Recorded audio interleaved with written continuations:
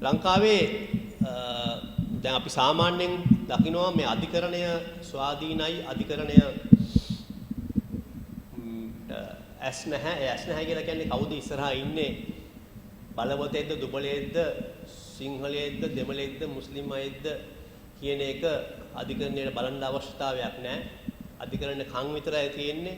ඒ දෙපාර්ශ්වය අහන කරුණු බලලා තමයි නීතිය ක්‍රියාත්මක කරන්න කියලා. නමුත් එහෙම නෙමෙයි ලංකාවේ.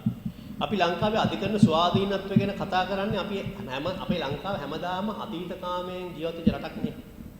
අපි අපේ රජදරුවෝ කරපු මහා ලොකු වාරි කර්මාන්ත, මහා ලොකු දාගැබ් කර්මාන්ත, අපි ඔක්කොම අතීතයේ තිබිච්ච මහා අපේ හපංකම්, අපේ වික්‍රමයන්, අපේ සුළුවිරුකම් ගැන කතා කරමින් ඉන්න රටක්. මහා සිංහලයෝ මහා වීරයෝ. ඒ වගේම අපි අධිකරණයත් එහෙම තමයි. අධිකරණයත් අපේ තිබුණා ස්වාධීනව කාටවත් බය නැති අධිකරණයක් තිබුණා ලංකාවේ. නමුත් අධිකරණයේ ඒ ස්වාධීනත්වය ක්‍රමක්‍රමයෙන් අද ගලවලා අද ඇවිල්ලා අධිකරණය කියලා කියන්නේ තනිකර ජනාධිපතිතුමාට අවශ්‍ය විදියට හසුරවන්න පුළුවන් ආයතනයක් බවට පත් කරලා තියෙනවා. ඒක ගෝඨාභය රාජපක්ෂ ජනාධිපතිවරයා විතර නෙවෙයි, විශේෂයෙන්ම 78 න් පටන් අරන් දිගින් දිගටම ගියා. විශේෂයෙන්ම අපේ ලංකාවේ ආණ්ඩුක්‍රම ව්‍යවස්ථාවේ මුද්‍රණය කරලා තිනවා ශ්‍රී ලංකා ප්‍රජාතාන්ත්‍රික සමාජවාදී ජනරජය කියලා. මම හිතන්නේ ලෝකෙ කොහෙවත් නැතුව ප්‍රජාතාන්ත්‍රික සමාජවාදී ජනරජයක් ලංකාව වගේ. මොකද හේතුව ප්‍රජාතන්ත්‍රවාදය කියලා කිව්වොත් අනිවාර්යයෙන්ම ප්‍රජාතන්ත්‍රවාදයේ ප්‍රධාන ආයතන තුනක් තියෙනවා. ව්‍යවස්ථාදායක, විධායකය සහ අධිකරණය කියලා. ප්‍රජාතන්ත්‍රවාදී රටක් නම් ඒ ව්‍යවස්ථාදායක, විධායක සහ අධිකරණ කියන තුන බල තුලණයේ යුක්තව තියෙන්න ඕනේ. ඒ බල තුලණේ නැතුව ඒ කියන්නේ මොන්ටෙස්කියු කියන නීති විශාරදය කියනවා යම්කිසි බල අධිකාරියක් එක බල අධිකාරියක් ඉක්මවා යනවා නම් සියලු දේ විනාශයටපත් වෙනවා කියලා. ඉතින් එහෙම රටකට ප්‍රජාතන්ත්‍රවාදී කියලා කියන එක මහා විහිළුවක්.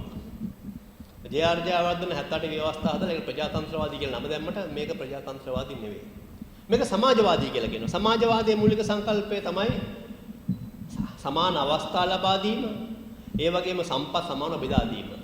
මේක මෙහෙ වෙන්නේ නැහැ. ඒ වගේම ජනරජයක් කියලා කියන එක තමයි ජනතාවගේ ප්‍රශ්න වලට අහුම්කම් දෙමින් රිපබ්ලික් කියන එක. නමුත් මේක එහෙමත් නෙමෙයි. ඒක නිසා මේ ආණ්ඩුක්‍රම ව්‍යවස්ථාවේ නිකම් මේ තියෙන පාඩය තනිකර විහිළුවක් බවට පත් වෙච්ච පාඩයක්. එතකොට ලංකාවේ ලොකුම අර්බුදය තමයි මේ නීතියට එකඟව රට පාලනය නොකිරීම. ඒකට හේතුව නීතියට එරෙහිව රට පාලනය නොකිරීමට හේතුව තමයි නීතියේ තියෙන ප්‍රධානම ආයතන තුන බිඳ වැටිලා තියෙන නිසා.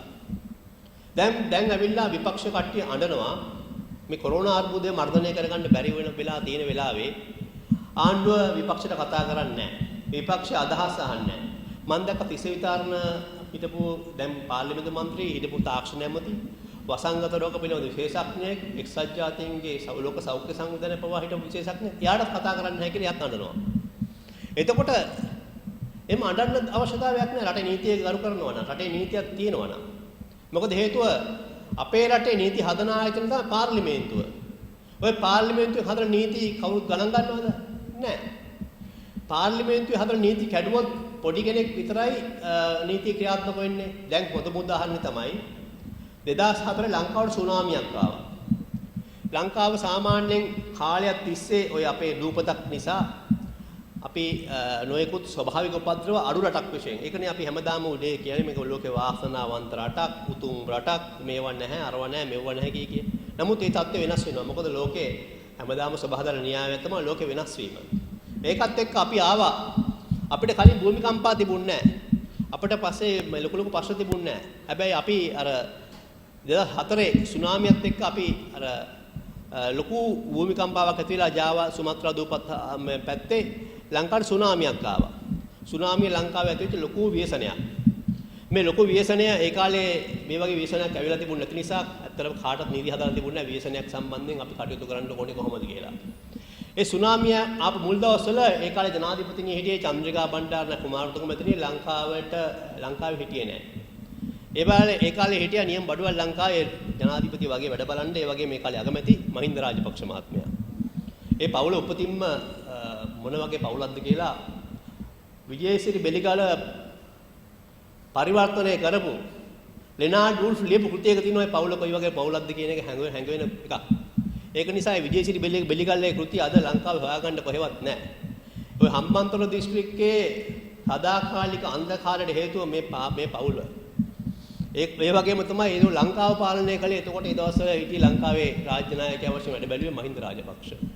ලංකාව කියන රට ඇත්තටම ජාත්‍යන්තරය ගොඩක් සම්බන්ධකම් තිබිච්ච රටක්. විදේශිකයෝ ගොඩක් සංචාරය කරපු රටක්. ලංකාව ලස්සන දූපතක් කියලා ලංකාවට ඇවිල්ලා ගිය විශේෂ විදේශිකයෝ. විශේෂයෙන්ම ලංකාව ආගන්තුක සත්කාර වලට දක්ෂ රටක් නිසා ලංකාවට ඇවිල්ලා අත්දැකීම් ඒ පිළිබඳව යුරෝපීය රටවල වල ඇමරිකාව වගේ රටවල වල ජපානය වගේ රටවල මිනිස්සු කම්පාවට පත් වෙලා කොරියාව රටවල මිනිස්සු අති විශාල ධනයක් ලංකාවට එවුවා මේ සුනාමිය විනාශ වෙච්ච රට ගොඩනගන්න. ඒ වෙලාවේ ඒක මහින්ද රාජපක්ෂ හෙල්පින් හම්බන්තොට කියලා account එකක් හදලා ඒ account එකේ දාගෙන සුනාමියට වෙච්ච ආයත මුකුත් කළේ නැහැ. මහින්ද රාජපක්ෂලා හැමදේම නංගිලා අක්කලා පොත්වලත් මම හිතන්නේ කෝටි ගණන් සල්ලි එකකින් වැඩලා තිබුණා. ඒ වගේ අවභාවිතයක් කරපු නිසා ඒ පිළිබඳව හැමෝම කතා කරන්න පටන් ගත්ත නිසා ආධාර කර මිනිස්සු කතා කරන්න පටන් ගත්ත නිසා සුනාමියෙන් මෙච්චර හානි වෙච්ච රටේ අපි ඒවපු සල්ලි වලින් මොකද වුනේ කියලා කතා කරන්න පටන් ගත්ත නිසා ව්‍යසනයක් ආවම අපි කොහොමද රටේ කටයුතු කරන්න ඕනේ කියලා නීතියක් හැදුවා ලංකාවේ. 2005 අංක 13 දරන ව්‍යසන කළමනාකරන පනත කියලා එකක් හැදුවා. ශ්‍රී ලංකා ව්‍යසන පනත කියලා. මම දැක්කේ නෑ පාර්ලිමේන්තුවේ එක മന്ത്രിවරයෙක්වත් මේ කොවිඩ් වසංගතය ආවම රට පාලනය කරනවා මේකෙන් කියලා කිව්වා. විපක්ෂ නායකවත් කිව්වා. විපක්ෂයේ മന്ത്രിවරයෙක්වත් කිව්වා. ඒ කියන්නේ ව්‍යවස්ථාදායකගේ മന്ത്രിවරු දන්න රටේ නීති මොකද්ද කියලා. ඒගොල්ලෝ හදපු නීතිය මොකද 2005 හිටපු മന്ത്രിවරු තාම ඉන්නවා පාර්ලිමේන්තුවේ. 2005 ලංකාවේ ජේ.ආර්. ජයවර්ධනගේ සමානුපාතික චන්ද්‍රක්‍රමයේ යට දෙකක් තමයි සල්ලි වේදම් කරලා පාර්ලිමේන්තුවට පත්වීමේ හැකියාව. 77 മന്ത്രിවරයා තාම ඉන්නවා. රනිල් වික්‍රමසිංහ මේ පාර නැති වුණා නැත්නම් තාමත් ඉන්න 77 ඉඳලා. ජෝන් අමරතුංග 78 ඉඳන් මේ පාර වෙනකම් හිටියා. 77 පත්වෙච්ච සමහර කට්ටිය තාම ඉන්නවා. මහින්ද රාජපක්ෂලා ඉන්නවා. ඒක තමයි ලංකාවේ නිමල් සිරිපාලලා වගේ මයින් ඒ කට්ටිය ඉන්නත් පස්සේ ආපු කට්ටිය. ඒකත් එක්ක තමන් හදපු නීතියක් තියෙනවා කියලා කවුරුත් තමන් දැනගෙන හිටියේ නැහැ. නමුත් රටේ නීතිය තමයි ව්‍යසනයක් කළමනාකරණය කරන තමන් හිතුවක්කාර විදිහට වැඩ කරන්න බෑ. රටේ නීතියක් තියෙනවා නම් මේ ව්‍යසනයේ කළමනාකරණය කරනවා මේ පනත යටතේ. මේ පනත යටතේ හදලා තියෙන්නේ ඕන ව්‍යසනය කළමනාකරණය කරන්න. මේ පනත තියෙනවා වසංගත රෝගයක් කළමනාකරණය කරන්න හැටි. එතකොට මේ පනත යටතේ කොහොමද මේ ව්‍යසන කළමනාකරණ සභාවක් හදන්න ඕනේ? ඒ සභාව හදලා සභාවට තමයි මේ පාලනය කරන්න ඕනේ. ජනාධිපතිතුමා මොකද්ද කළේ? මේ ව්‍යසනය ආවම පාර්ලිමේන්තු විසිරවල තිබ්බේ හින්දා පාර්ලිමේන්තු රැස් කරන්න කියලා කියද්දි නෑ මම රැස් කරන්නේ නැහැ කියලා හිතුවක්කාරකම් කරලා ඒගොල්ලෝ කට්ටිය දාලා නොයෙකුත් ඒවා කළා මේ පාස්කු ප්‍රාහාරයට වක් කියනෝනේ පාර්ලිමේන්තුව ආපහු රැස් කරන්න ඕනේද කියලා අර භයානක තත්ත්වෙ මිනිස්සුන්ට ආපහු ඇති කරලා දීලා මේ පාර්ලිමේන්තු රැස් නොකර හිතුවක්කාර ආකාරයට කාර්යසද බලකායක් හදලා මේක පාලනය කරන්න උත්සාහ කළා. ඒ කාර්යබල ප්‍රධානියා කවුද උනේ? සෞඛ්‍ය සම්බන්ධ කිසිම අත්දැකීමක් නැති හමුදාපතිතුමා. එතකොට ඒ වෙලාවේ මේ ලංකාව පොඩි දූපතක් නිසා මේ කොවිඩ් සම්බන්ධයෙන් කොවිඩ් රෝගීන් පොඩි සංඛ්‍යාවක් ඇවිල්ලා තිබුණ හින්දා ඒ ආසාදිතව හොයාගෙන ගිහිල්ලා මේක පුළුවන් වුණා මර්ධනය කරන්න. ඒ වෙලාවේ ලංකාව වගේ රටක් ඇත්තටම කොවිඩ් ලංකාව ඇතුළට එන්න තු තියාගන්න පුළුවන් රටක් මේක. මොකද හේතුව මේක පොඩි දූපතක්. මේකේ ප්‍රධාන ගුවන් තොටුපළවල් වලින් වරායෙන් තමයි ලංකාව ඇතුළට මිනිස්සු වෙන්න පුළුවන්. ඉතින් ඒක තත්ත්වෙත් එක්ක කොහොම හරි ඒක වළක්ව ගත්තා. නමුත් දිගින් දිගටම රටේ නීතිය ගණන් ගන්න නැතුව මට දුක මේ විපක්ෂ කණ්ඩායම මොකක්ද මේ රටේ නීතිය අනුව ක්‍රියා කරන ජනාධිපතිතුමාට ඉල්ලීම් කරන්න නැති එක. පහුගිය අවුරුදු 23 ද කොහෙද රනිල් වික්‍රමසිංහ පාර්ලිමේන්තුවට ඇවිල්ලා රනිල් වික්‍රමසිංහ තේ කතාව නෙමෙයි කිව්වේ. ඒ මහින්ද රාජපක්ෂගේ උපනාවට කැබිනට් මණ්ඩලයට බලයක් දෙන්නේ නැහැ. කැබිනට් මණ්ඩලෙ ඉන්න කට්ටියගේ අඳෝනාවක් තමයි මම හිතන්නේ කියන්නේ නැත්තේ. නමුත් රටේ පාර්ලිමේන්තුවට බලයක් තියෙනවා. පාර්ලිමේන්තුවේ ජනාධිපතිතුමාට කියන්න ඕනේ. ඔයා ඇයි මේක කරන්නේ? මේ රටේ නීතිය මේකයි. ඉතින් හරිනම් ජනාධිපතිතුමාට විරුද්ධව දෝෂාභියෝගයක් ගේන්න පුළුවන් ව්‍යවස්ථාව කඩ කළා මේ ක්‍රියා කරන්න දිගින් මෙයා ජනාධිපතිතුමා. නමුත් මේ රටේ ජනාධිපතිවරයෙක් පිස්සු හැදුනා. ජනාධිපතිවරයෙක් මොනතර හිතුවක්කාර ක්‍රියාවක් කළත් දෝෂාභියෝගය කියලා පොඩි පිළියමක් දාලා තියෙන පිළියමෙන් අපිට ප්‍රතිකර්මයක් කරන්න බෑ. ඕක ඇවිල්ලා කන කැස් බෑව වීසතුරෙන් අහස බලනවා වගේ වැඩක්.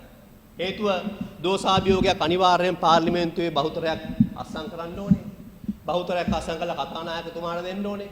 කතානායකතුමාගේ අස්සන් ටික හරිද කියලා බලන්න ඕනේ. ඊට පස්සේ තුනෙන් දෙකකින් සම්මත වෙන්න ඕනේ.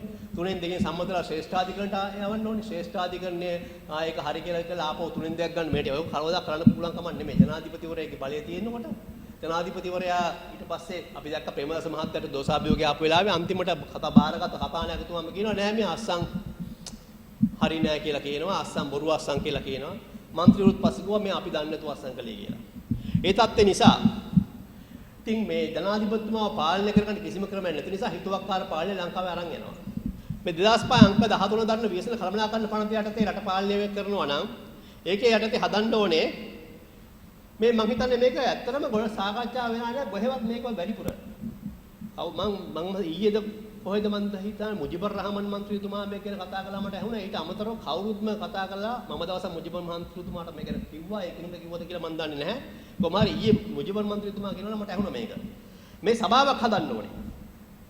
හිතුවක්කාර විදිහට වැඩ කරන්න බෑ. ඒ සභාවේ සභාපති තමයි ජනාධිපතිතුමා. ඒ සභාවේ උපසභාපතිතුමා තමයි අග්‍රාමාත්‍යවරයා. ඊට පස්සේ අනිත් එක විපක්ෂ නායකවරයා. ඊට පස්සේ විපක්ෂ නායකවරයාම විමසලා 5 දෙනෙක් දාන විපක්ෂයේ. ඒ කියන්නේ TNA කට්ටිය හරි කවුරුහරි 5 දෙනෙක්. ඊට අමතරව විෂන් බාර අමාත්‍යාංශය, ආරක්ෂක අමාත්‍යාංශය, සමාජ අමාත්‍යාංශය, ඒතර මේකට අවශ්‍ය සෞඛ්‍ය අමාත්‍යාංශය, ඒ ඔක්කොම මේක ඇතුළට ගන්න ඕනේ. ඒ වගේම පළාත් සභා තියෙනවා නම් පළාත් සභාවම හැමතිස්සෙම ටික ගන්න ඕනේ. ඊට අමතරව පළාත් සභා නැත්නම් ආණ්ඩුකාරවරු ටික ගන්න ඕනේ. ඒකත් එක්ක තමයි මේක මේ විශේෂණීය කළමනාකරණය කරන්නේ. එතකොට එහෙම වුණොත් එහෙම දැන් වෙන්නත් කරන්නේ අසාර්ථකයි. කොවිඩ් වසංගතයේ ප්‍රචාර වුණා කියලා විපක්ෂයට ආණ්ඩුව දොස් කියන්න පුළුවන්ද? බෑ.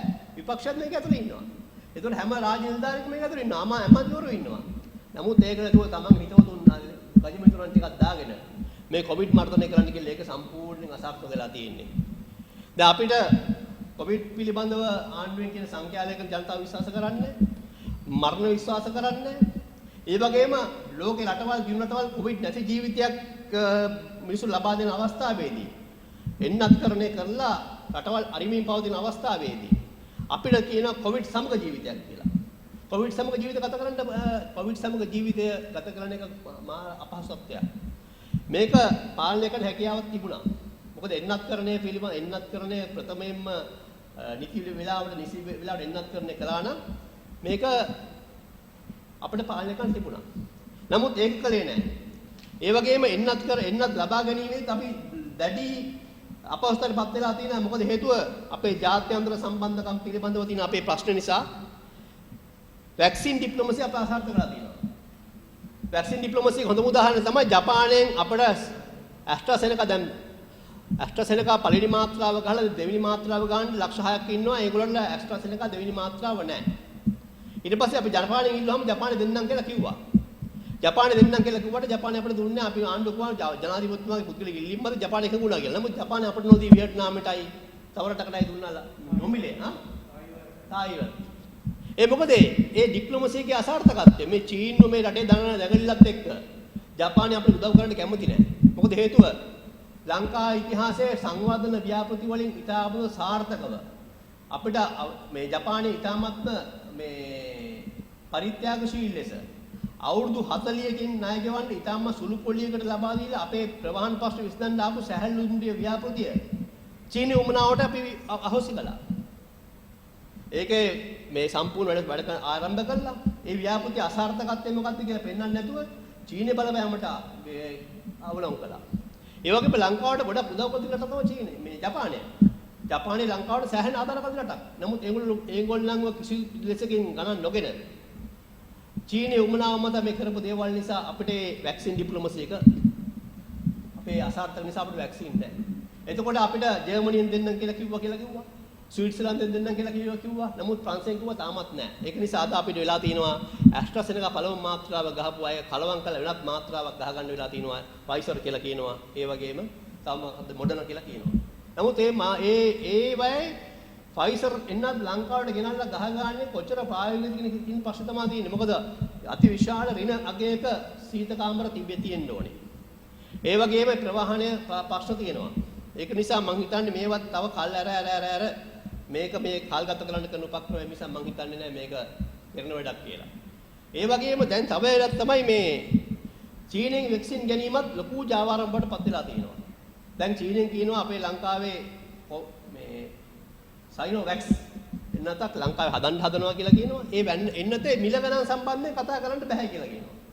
එහෙම කොහොමද රටේ ජනතාවගේ සල්ලි වලින් වෙනත් මිලදී ගන්නවා නම් රටේ ජනතාවට පුළුවන් වෙන්න ඕනේ වෙනත මිලදී ගන්න කීයටද කියලා කියන්නේ. මොකද සයිනෝෆාම් වෙන්නත හැම රටකම ඩොලර් 10ට ගනිද්දී අපි ඩොලර් 15ට ගන්න නිසා ඒ පිළිබඳ කතාවක් ඇති වෙච්ච කලක් වන්න තමයි සයිනෝවැක්ස් එක සම්බන්ධයෙන් කතාව නොකර ඉන්නේ. ඉතින් මේ වගේ පාලකයෝ ජනතාවට රෝගයක් වළක්ව ගන්න එන්නතිනුත් ඩොලර් 5ක් ගහ ගන්න පාලකයෝ රටකට අද වගේ තත්ත්වයකටපත් වෙන එක අහන්න දෙයක්. එතකොට ජනාධිපතිතුමා දැන් මේ පාර්ලිමේන්තුව ගණන් ගන්න නැතුව කැබිනට් මණ්ඩලය ගණන් ගන්න නැතුව මේ කරපු කාර්යභාරය ඉතාමත් ප්‍රජාතන්ත්‍ර විරෝධී. දැන් මම සහෝදරය අඳුනන සහෝදරයා කිව්වා දිව්ගුණසේකර මහත්තයා කිව්වා කියලා ලංකාවේ දැන් ඉන්නේ දුර්වලම කැබිනට් මණ්ඩලය කියලා. දැන් ඉන්න කැබිනට් මණ්ඩලය ඇත්ත.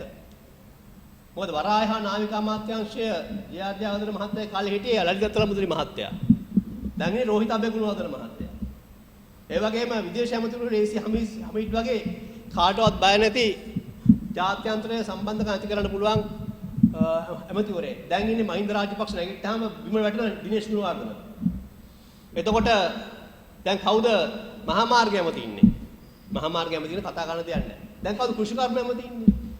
එතකොට ඒක නිසා මේ කැබිනට් මණ්ඩල අසාර්ථක. හැබැයි වැඩක් නැහැ. අසාර්ථකද ප්‍රබලද කියන එක වැඩක් නැහැ. මොකද ජනාධිපතිතුමා කැබිනට් මණ්ඩලයේ කියන දේක් අහන්නේ නැහැ. එයා ජනාධිපති ලේකම් කාර්යාලයට වෙලා එයාගේ ජාතිය අමතා හිටපු කතාවෙන් මිනිහෙක් බුද්ධිමත් කියලා හිතන්න වෙන්නේ මිනිහා තමන් දෙයක් දන්නවා නම් දන්නවා කියලා හිතන එක තමන්ගේ බුද්ධිමත්කම තමයි. ඒ වගේම තමන් නොදන්නවා නම් තමන්ට වැඩක් බෑ කියලා තේරුම් ගන්න එක බුද්ධිකමත්කමක්.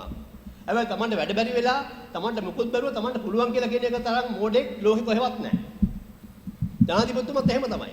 මේ එච්චර ලංකාව අසාර්ථක වෙලා මේ හැමෝම බෑ කියද්දි හැමෝම ෆේල් කියද්දි මෑන් කියනවා මේ අම්මා මට පුළුවන් කියලා. එතකොට ඒ වගේ මෝඩෙක් ලෝකෙ කොහෙවත් ඉන්න පුළුවන්ද? බෑනේ. මොකද රටක පාලනය බාර දුන්නු. ඒක තමයි මේ අවස්ථාවේ ප්‍රශ්නේ. ඇන්නම් කිව්වේ ජේආට ගිහලා ඩිකි ඔයා කළයි. කවුරු හරි මේකට පිස්සෙක් ආවොත් මොකද වෙන්නේ කියලා. දැන් ඒකයි වෙලා තියෙන්නේ. මොකද මෙයා ලංකාවෙන් හමුදාවෙන් අයින් වෙලා ගියේ වෛද්‍ය සාහිත්‍යයේ මොකද තියෙන්නේ? මානසික යට මේක දරා ගන්න බැරි මානසික මේ ડિප්‍රෙෂන් වගේ මානසික ප්‍රශ්න තියෙනවා කියලා ලංකාවෙන් ගියේ. ඉතින් මානසික ප්‍රශ්නයක් තියෙන මිනිස්සු ජනාධිපතිකම කරනකොට ඉතින් ඒ වගේ දරා ගන්න බැරි ප්‍රශ්නයක යාට තේරෙන්නේ නැහැ බෑ කියලා. මේ ලංකාවේ ගොවියෝ උද්ඝෝෂණ කරනවා. වැක්සින් එක ගහන්නේ නැහැ. මේ ලෝකේ තිබිච්ච හොඳම ජාත්‍යන්තර ලෝක සෞඛ්‍ය සංවිධානයේ ලෝකෙ තිබිච්ච හොඳම එන්නත් කරන වැඩසටහනක් කියලා නම් කරපු වැඩසටහන තිබෙන ලංකාව අද වැක්සින් පිළිබඳව ලෝකේ හාස්‍යයට ලක් වෙලා. වැක්සින් හිතු මතේ තමන්ට ඕන කට්ටියට දෙනවා. දැන් හොඳම උදාහරණය තමයි මුල්ම වටේ දැන් සමහර කට්ටිය අහනවලු අර හිටපු වසංගතර විශේෂඥයෙක් වන අර ජාතික ජන බලවේගයේ ඉන්නේ වෛද්‍යවරයෙක් අහනවලු ඒ දවස්වල ඒතකොට අවුරුදු 60ට වඩා වැඩි කට්ටියට විතරයි වැක්සින් ගහන්න කියලා තියෙන්නේ. ડોක්ටර් අපිට තාම අවුරුදු 20 ගානයි අපි වැක්සින් එක ගහුවට කමක් නැද්ද කියලා. පස්සේ ડોක්ටර් කිව්වලු නෑ එහෙම බෑනේ ඔයගොල්ලෝ තමයි 60ට වැඩි කට්ටියට තාම ගහන්නේ. නෑ මේ අපිට ගහ ගන්න පුළුවන් මේ කමක් නැද්ද කියලා අහනවා. ඔහොම තමයි Tamanට ඕන හැටියට වැක්සින් එක ගහගත්ත රටක් බඩපත් වුණා. කිසිම පාලනයක් නැති කිසිම නීතියක් නැති රටකටපත් වෙලා මේක තියෙන්නේ. ඒක නිසා මේ දැන් ණය උගල හිර වෙලා දැන් මේ ලංකාව ගොඩ එන්න බැරි තත්ත්වයටපත් වෙලා තියෙනවා. ඒත් ඒව තේරුම් ගන්න නැතුව Taman ජනාධිපති කාර්යාලයට වෙලා Taman ගජමිතුරු කිපු දෙනෙක් එක්ක Tamanට හිතවත් කට්ටිය කිපු දෙනෙක් එක්ක අර මහා විද්‍යාත්මක කියන දාර්ශනිකයෝ කියලා කියපු මේ පට්ටපල් බූරුවරලක් එක්ක මේ රට පාලනය කරමින් රට සම්පූර්ණ අගාධයකට ඇදගෙන යමින් පවතිනවා. එතකොට දැන් මේකේ දැන් මේ පාර්ලිමේන්තුව මොකටද තියෙන්නේ ලංකාවේ? පාර්ලිමේන්තුවක ජනතා නියෝජිත හැම පැත්තෙම පාර්ලිමේන්තුවක් කියලා කිව්වම පොදු ජන පෙරමුණේ පොහොට්ටුවේ පාර්ලිමේන්තුවවත් බලයේ තිබ්බත සජ්ජ පාර්ලිමේන්තුවක්වත් TNA පාර්ලිමේන්තුවක්වත් පාර්ලිමේන්තුව කියලා කිව්වම සම්පූර්ණ කියන්නේ ශ්‍රී ලංකා පාර්ලිමේන්තුව කියලා. ඒකේ පනත සම්මත වුණාට පස්සේ පොදු ජන පෙරමුණේ පනතක් කියලා නෙමෙයි කියන්නේ. පාර්ලිමේන්තු පනතක් කියලා කියන්නේ හැමෝම වාද විවාද කරලා එක දැනකට ඇවිල්ලා තමයි නීතියක් හදන්නේ. ඒතර නීතියක් හදලා සම්මත කරන්න දිලා දෙන්නේ පාර්ලිමේන්තුවට. ඉතින් පාර්ලිමේන්තුව ඒක කරලා දුන්නාට පස්සේ ඒකට අනුව ක්‍රියා කරන්නේ නැත්නම් මේ රට හිතුවක්කාර රටක් නේද? ඉතින් මේ වගේ රටවලට ලෝකෙ උදව් කරන්න බලාපොරොත්තු වෙයිද? රටේ නිසි පාලනයක් නැත්නම් නිසි ක්‍රමවේදයක් නැත්නම් රටේ දෙන සල්ලි පිළියනවා නම් රටේ දෙන සල්ලි වලට වෙන දේ ගැන පාර්ලිමේන්තුවේ කතා කරන්න බැරි නම් විගණනය වෙන්නේ නැත්නම් මේ රටවලට ජාත්‍යන්තර උදව් කරන්න බැඳිලායිද? දැන් තිස්ස විතාරණ මහත්තයා මන් දැක්ක කියනවා ඇහුණා දැන් මේ අපිට ලොකු විසඳුන්නේ නැහැ. අපිට මේ රට සමාජවාදී කරලා හරි මේ ප්‍රජාතන්ත්‍රවාදී කරලා හරි මේ ණයගුලෙන් දැන් ගැලවෙන්න කාලයක් නැහැනේ. අපිට ඉක්මනටම තියෙන්නේ මේ ණයගුලෙන් ගැලවිලා ලංකාවේ ආර්ථික හුස්මත් දෙන්නනේ.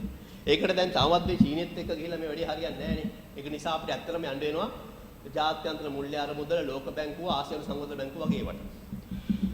තිස්ස විතරන කියනවා මේ ඒවෙන් ණය ගන්න හොඳ නැහැලු මේ චීනෙන් ගන්න හොඳයිලු. මොකද චීනේ කොන්දේසි දාන්න නැහැලු. ජාත්‍යන්තර මුල්‍ය අරමුදල ලෝක බැංකුව ආසියානු සංවර්ධන කොන්දේසි දානවා. මොකද කොන්දේසි ලංකාවේ දාන්නේ හැමදාම. රාජ්‍ය විහිදන් කපා හරින්න. ප්‍රජාතන්ත්‍රවාදය තහවුරු කරන්න.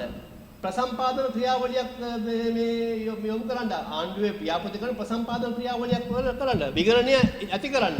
ඒව තමයි කියන්නේ.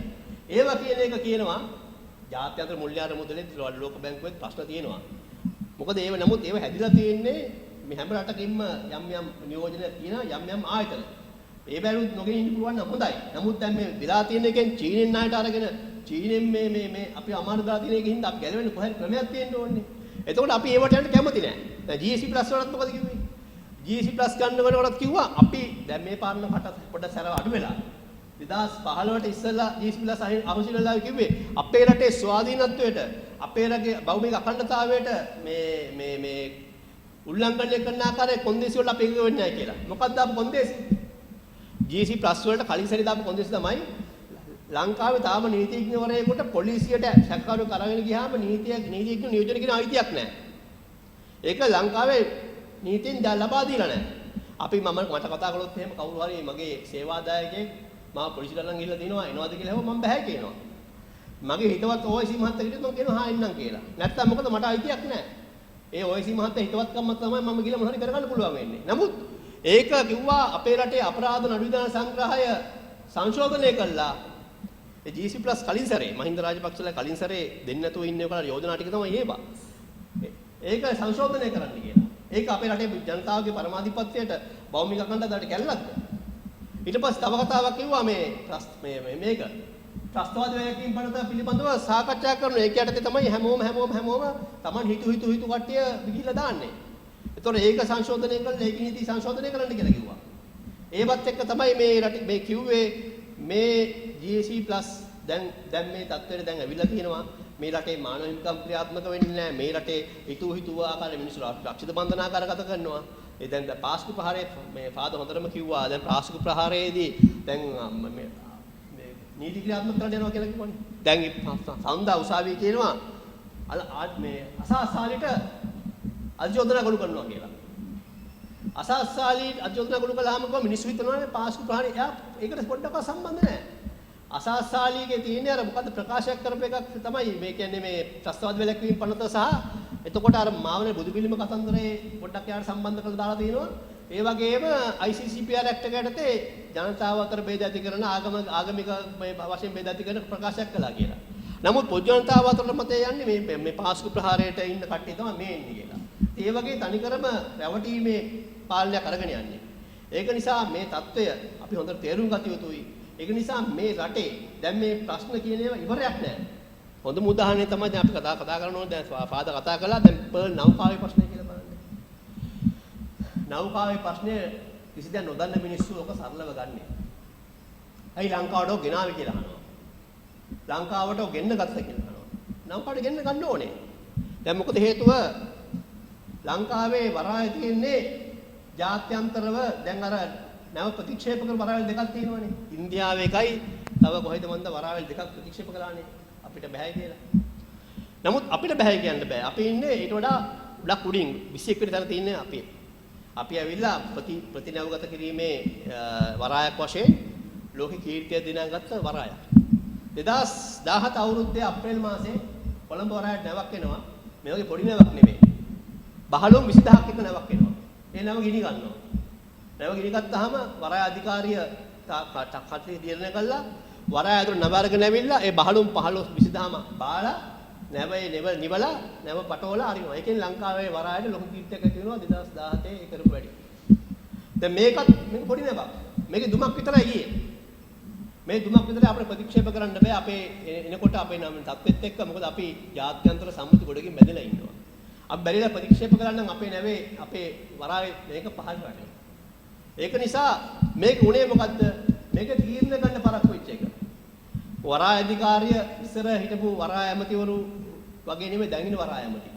වරාය ඇමතිතුමා අපි දැක්කා මාධ්‍ය වලින් රෝහිත අබේපුරම ඇවිල්ලා අර වරාය උඩ නැගලා වතුර ගහන්න කියලා නියෝග කරනවා. එතකම් මේ හිටියා. නැත්තම් ඊට කලින් දවසේ වරාධිකාරී කට්ටියක නැගලා ගිහිල්ලා පැය 4ක් 5ක් බලලා එතකොට දුමක් විතරයි ගියේ. ඒ වෙලාවේ ක්ෂණිකව වරාධිකාරී තීරණය කරන්න පුළුවන්කම තිබුණා නම් ওই නැව අතුරට ගෙනල්ලා පැත්තකට අරගෙන බාලා ඔය කන්ටේ මේක අයින් කරලා නැව නිවන්න නෙමෙයි එහෙම පටන් ගන්නෙත් නැහැ. නමුත් මේගොල්ලෝ නැව ගිනි ගන්නකම් හිටියා. දැන් අපි දැන් යුරෝපා සංගමය අපිට දීවරයින්ට අනුකම්පා කරලා ඩොලර් මිලියන කීයක් දීලා තියෙන්නේ? දීවරන්ට අනුකම්පා කළා මනුෂ්‍ය ආධාර වශයෙන් මේ දීවරන්ට ඒක ඇවිල්ලා නැවේ වන්දියක් නෙමෙයි. යුරෝපා සංගමයෙන් දුන්න වන්දියක් තියෙන්නේ.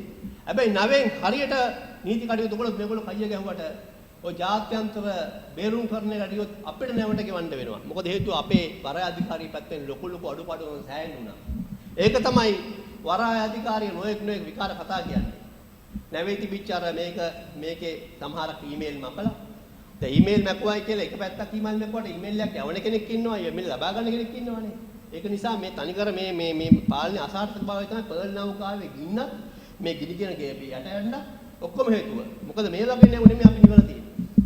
මේ කවුරුත් ඉතිහාසය දන්නේ නැහැ. මේක කවුරු කතා කරන්නේ නැහැ. එතකොට මේ වගේ හැම ප්‍රශ්නයක්ම නාගෙන මේ රට මිනිස්සුන්ට ජීවත් වෙන්න බැලට අපට පත් කරමින් යනවා. දැන් හොඳම උදාහරණ තමයි කාබනික පොර ප්‍රශ්නය. ලෝකේ මම ඊට පස්සේ ගියේ මමත් ඇවිල්ලා ඔය රසායනික පොර ගෙන්නන බෞද්ධ සමාගමක ඒජන්ට් කෙනෙක් කියලා කියේ මම. ලෝකේ ඉස්සෙල්ලාම කාබනික කෘෂිකර්මය පටන් ගන්න රට තමයි භූතානය. භූතානයේ කාබනික කෘෂිකර්මය තාමත් තියෙන 10% වගේ ප්‍රමාණයක් තමයි. ලෝකෙ මෙච්චර කල් සටන් කළා කාබනික කෘෂිකර්මය ලෝකෙ 10%ක් වැඩි කරන හැකියාවක් වෙලා නැහැ.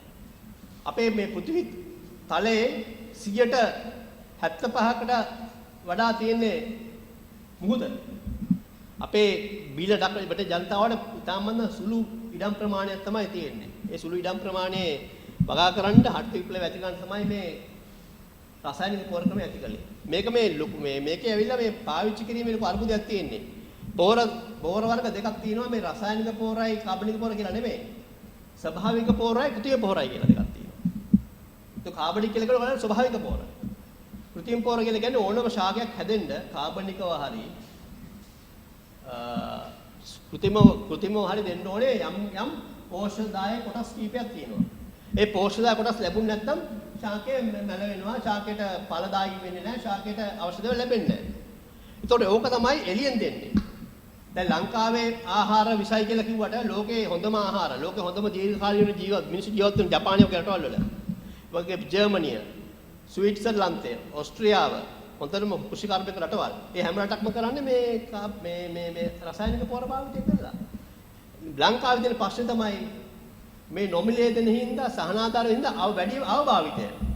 ගහකට අවශ්‍ය ප්‍රමාණය දෙනවා නම් ඒ කිසිම හානියක් වෙන්නේ නැහැ කියලා තමයි කෘෂි විද්‍යාඥයෝ තීරණය කරලා තියෙන්නේ. ඒක නිසා ඒ தත්ත්වය තේරුම් ගන්න නැතුව මේ බාල දේශපාලන උපක්‍රමයක් වශයෙන් මේ කාබනික පොර 100% භාවිත කරන්න කොහෙවත් හැකියාවක් නැහැ. ඒක උනේ මේ කාබනික පොර වලට තියෙන ආදරේවත් රටේ ජනතාවට වස කවන්න නැතුව ඉන්න තියෙන ආදරේවත් නෙමෙයි. එහෙමනම් මේ රටේ මේ ඉඩම් ටික විකුණලා මේ රටේ හැමදේම විකුණලා මේ රට විනාශ කරලා මේ රට ණය කරලා තමන්ගේ පවුලේ අය වෙනුවෙන් මේ රට ණය අරගෙන පොලිය අධිප ණය අරගෙන තමන්ගේ නම් ගහ ගන්න ණය අරගෙන මේ රට මේ විනාශ කරන පාලකයෝ මෙච්චර ආදරේ විදිහට රටේ ජනතාවට නෑ. මේ ඩොලර් ප්‍රශ්නේ හින්දා කාබන් මේ පොර ගෙන්නන්න මුදල් තිබුණේ නෑ. මුදල් තිබුණ නැති හින්දා එකපාරක් රතනහාමුදුරුවෝ මෛත්‍රීපාල සිරිසේනව රවට්ටලා වසවිත නැති හිටක් කියලා එකක් දාගෙන කෝටි ගණක් විනාශ කළාම ජනාධිපතිතුමාට අවුරුදු 4ක් යනකොට තේරුණා මේක කරන්න බැරි වැඩක් කියලා ඒ වැඩේ අතාරලා දැම්මා. නමුත් දැන් ආපහු රතනහාමුදුරුවෝ එක්කව වෙලා ජනාධිපතිතුමා අඳගෙන එතන මේ වැඩක් කරනවා මේ මිනිස්සු අතරම.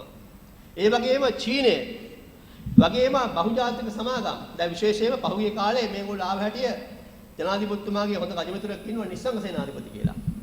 එයාට අවශ්‍ය වුණා අක්කර 5000 ගන්න ගොවියෝ කෑ ගැහුවා. ඊට පස්සේ ගොවියෝ ඊපස්සේ ඒක අකුල ගත්තා. දැන් මොකද වෙන්නේ අන්තිමට? දැන් පෝර නැතුව වාර කීපයක් ගියාම ගොවියෝ දුප්පත් වෙලා කෘෂිකාර්යම අතාරිනවා. ඊට පස්සේ තමයි ඉඩම් ටික ඒගොල්ලෝ අරගෙන මේ ගොවියෝ සුද්ධ වෙන කාලේ තෝකුණා මුඩුවින් පනත හරහා ගොවියෝ අපේ මිනිස්සුන්ට බදු ගහලා මුඩු රාජ්‍යයට ආයිති කරගෙන අන්තිමට ඒ ගොවියෝ ඒ ඉඩම් වල කුලීකාරයෝ වුණා. ඒව තමයි මේ කරන්න හදන්නේ. දැන් හොඳම උදාහරණ තමයි මෙට්‍රික් ටන් ලක්ෂයක් ගෙන්නුවාම. මෙට්‍රික් ටන් ලක්ෂයක් පිටරටින් ගෙන්නුවාම ඒකේ කොයිතරම් මේ කොමිස් ගහන්න පුළුවන්ද? රුපියලක් ගැහුවත් 10 ලක්ෂයෙන් කොච්චරද? ඒක නිසා මේ ඇවිල්ලා ඔක්කොම රට වෙනුවෙන් හිතලා කරන දේවල් නෙමෙයි. මොකද හේතුව ලංකාවේ තේවගා විනාශ වෙනවා. ලංකාවේ තේවගා විනාශ වෙච්ච එක අවුරුදු දෙකක් තුනක් ලංකාවෙන් තේ නොගිය හැටි ලංකාවත් එක්ක තේවට තරඟ ප්‍රධාන තමයි චීනය. චීනේ තේ තමයි ඊට පස්සේ ලෝකේ තේ බවටපත් වෙන්නේ. ඉතින් ඒ නිසා මේ වගේ ජාත්‍යන්තර චීනුන්ගේ වැඩවලට අහු වෙලා මේ වගේ මේ රටේ හැම තැනම විනාශයට පත් කරමින් මෙන්න පාලනයට විරුද්ධව ප්‍රජාතන්ත්‍රවාදී විරුද්ධ පාලනයට විරුද්ධව අපි මේ තවමත් බල ඉන්නවනම් ඊළඟ ඡන්දයක් එනකම් මේ රටට වෙනදී අපිට හිතා ගන්නවත් බැරි වෙයි. ඒක නිසා අපි කරුණාවෙන් ඉල්ලන්නේ විපක්ෂවත් කියන්නේ මේක මේ කොවිඩ් බලකායට මේක කරන්න බෑ. ඒක නිසා මේක පාර්ලිමේන්තුවට දෙන්න මේ සභාව හදන්න. ජනාධිපතිතුමා කරපු එකම සභාවක්වත් සාර්ථක නැහැ. ඒක නිසා මේක පාර්ලිමේන්තුව හරහා කරන්න කියලා ඉල්ලනවා අපි. ඒක නිසා අපි මම මේ කතාව දැන් මෙතන නතර කරනවා. මේ අසාසිරි සෑමට බොහොම ස්තුතියි. You're watching the Life Traveller channel.